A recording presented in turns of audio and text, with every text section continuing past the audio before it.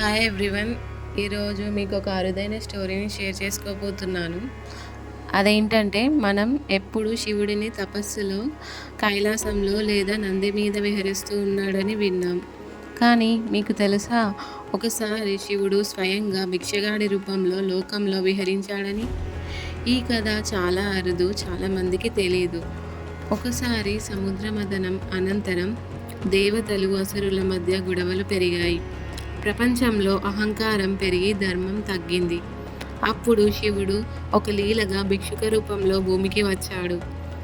ఆయన శరీరం అంతా బూడిదతో జటాజుటం అల్లుకుని చేతిలో భిక్షపాత్రతో గ్రామానికి వెళ్ళాడు. ఎవరు ఆయనని శివుడని గుర్తించలేదు. కానీ ఆయనను చూసిన వారందరికీ ఒక విచిత్రమైన శాంతి, భయం కలయిక కలిగింది. శివుడు ఇలా భిక్షగాడిగా విహరించడానికి కారణం ఒకటే: అహంకారం వదిలిపెట్టి వినయంతో ఉండాలి అని ప్రపంచానికి చూపడం.